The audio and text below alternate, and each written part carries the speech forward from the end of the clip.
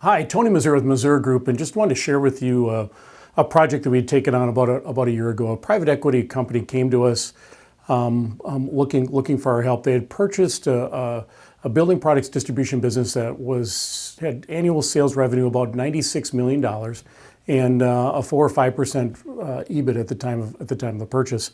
And over the course of the following 2 years after the buy, the sales had dropped to $80 million and their profits dropped to near break even, like a 2% EBITDA. They'd removed that new president they had brought in, and the current president and the new group reached out looking for our help to come up with kind of what were the right questions that they should be asking as they look to turn the business model around. To give you a little bit of background, the organization was stuck in what we call a 1974 syndrome, which pretty common phenomenon. Basically, it happens when you have a legacy owner and operator that has been running the business and runs it from an egocentric perspective. Discretionary compensations are more the norm. There's no matrix measurements put in place, and just generally a low performance expectation from the people. Kind of the company theme in those environments is we take care of our people, but without measurements in place, that's interpreted as guaranteed jobs for a lifetime for everyone, which of course is unhealthy and incredibly unrealistic. The organization's leadership group at the second tier and third tier levels averaged like 58 years old, and the average tenure for the overall organization was 19 years. Now remember, that's including a 25% turnover rate in the manufacturing segment of their business model. So you had a group of people that were really well established and highly protective over this kind of this homogenous, indolent culture.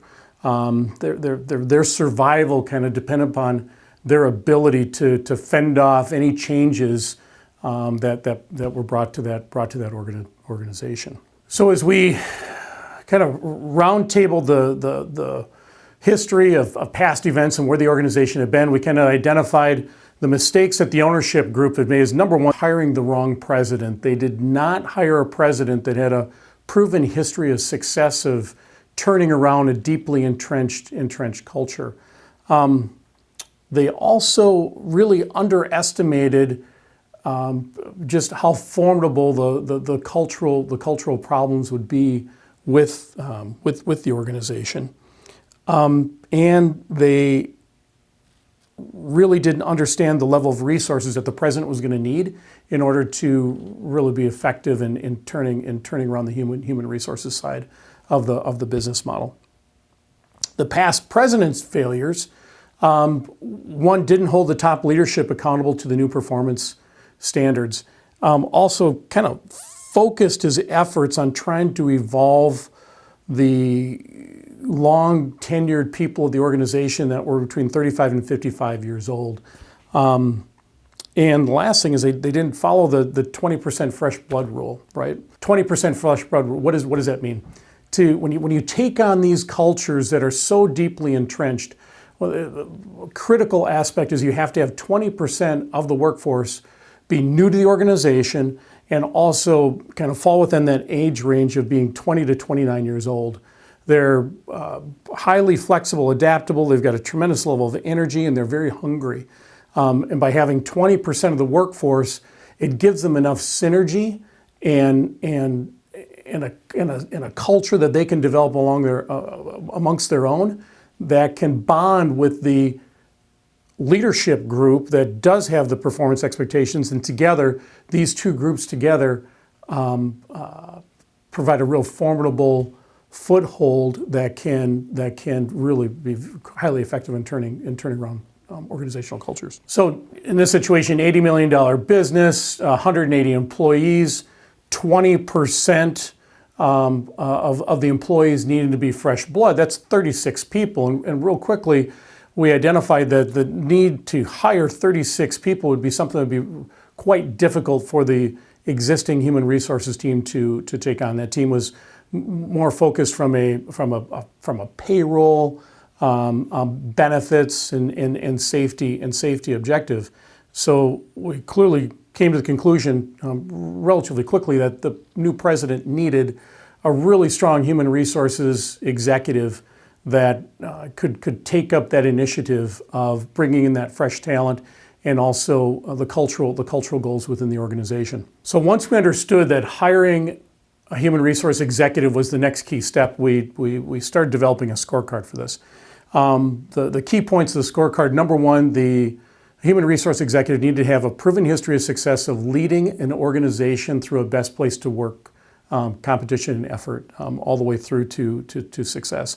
Also, they had to be really effective at recruiting themselves and also building a really cutting-edge recruiting team. This HR leader also needed to have a history of success of implementing matrix measurements into their culture. They also must have led and developed a program that identifies high potentials within the organization and wraps training and development in a real strong career path mapped out for these individuals so that the retention stays high and the top performers are allowed to make the largest impact within the organization. Everyone agreed that in order for this HR executive to be successful, they really needed to be freed up from the administrative responsibilities that are typical within HR roles. So the HR manager in place would continue to handle the payroll and benefits and safety, but the HR executive, the vice president of human resources, would be responsible strictly for the recruiting program and the cultural evolution needed to take place. The next question that was posed is, we're kind of developing the scorecard, is does this HR leader, do they need to come from the building products industry or not? And one of the things our team is really sensitive to is something we call the tallest midget syndrome. So the tallest midget syndrome happens when you put parameters around a search process. Most commonly, it's industry segment or geography. And sometimes those constraints, when you look at the best talent, you have this perception that they truly are capable, but unfortunately, they look much more capable than they really are because of the low-level talent that they're being compared to. So the best way that we've found to fend off this frankly strategic recruiting flaw is to create two pools of talent. Create one pool that's within the tight parameters, fitting the geography or industry segment that we think that might have some advantages, and then creating a separate pool that's outside of that, that's not from the industry and not within the geographical parameters. And then letting our clients really compare the difference in talent and the nuanced dynamics that each individual brings forward. It allows for, well, really simply, there's nothing that replaces really excellent comparison when you've got a diverse talent pool that's bringing the skill sets and the abilities and the proven history of success that's been identified in the scorecard. So as we move through the process, things are working along perfectly. We had several candidates that were within the more restrictive profile, meaning they came from the building products industry and kind of fit that spec. And then there were those that were from outside the industry. And as we had assumed when we took the project on, the level of talent that was outside the industry was much more progressive, much more experienced, specifically with the two most important things: the developing a really effective recruiting team and also the best place to work initiatives. And really simply, it's because other industries have been much more progressive. They probably have 5, maybe even 10 years on the building products industry segment, and really developing these edges and really appreciating and valuing the human resource contribution to great leadership teams.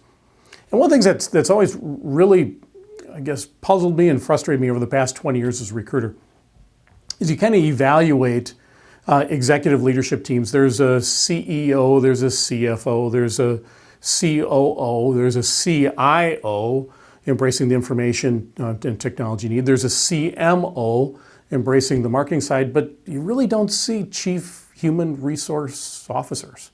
It's just not something, and we certainly don't see it in the building products industry. And then also, when you look at the compensation levels for executive leadership, I mean, for the past 20 years, you've had vice president of salespeople that make 200, even 300,000 or even more. You've got, vice president of operations that make, $250,000, $350,000.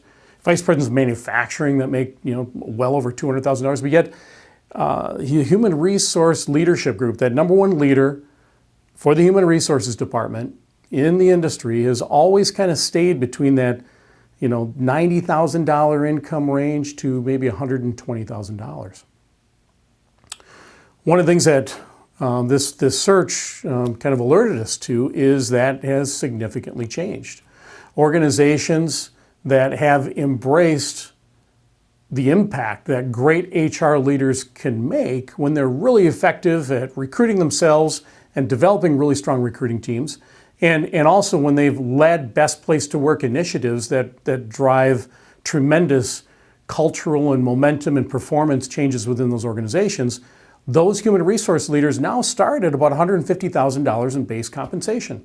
Furthermore, their incentives are set up that their bonus incentives are anywhere from another $50,000, even $75,000 in additional income, as leaders have learned to track specifically the human resources leaders' ability to attract, retain the best talent, and drive those cultural initiatives through the organization. So owners and leaders, hey, if you're really happy and satisfied with your profits, don't change anything at all. Celebrate the fact that you are a great business builder, which is much different than being a great operator. If you are concerned and you think that there's some growth areas here, don't hesitate to pick up the phone, reach out. We'd love to help you solve the problem.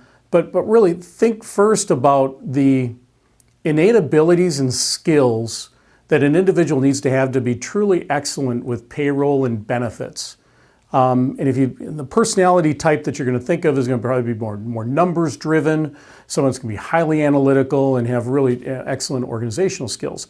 And if you think of what the skill sets are needed to really develop a great recruiting team or to be a great recruiter themselves, you're likely going to find a different innate abilities and thinking styles that this individual needs to have. They're likely need to be much more extroverted, need to be more sales and marketing focused kind of in their initiatives. And one of the things that's certainly I've learned in 20 years of recruiting, you have analytical and financial minds, and then you've got sales and marketing minds, and it's pretty rare to find those skill sets and talents in the same person. So work hard to align the scope and role of the position, of the HR position, one that's going to make the greatest impact for your organization. And what you'll likely find is that it's much more of a marketing and sales initiatives that are needed. There are strengths that are needed in that position. Human resource executives, if you're satisfied in your professional career, geez, have a glass of wine, celebrate it. That's excellent. You've got professional alignment with personal alignment, and that's exactly what what everyone strives for as their personal goals. If you don't have that, don't hesitate to reach out and call our team. We're more than happy to give you a professional assessment. And you might want to think about exactly what your marketing skills are and sales skills, and really become an expert at leading and implementing best place to work initiatives. Those are two areas that I think will bring the greatest impact to your professional career. Above all, hire smarter, make great decisions. Have a great weekend.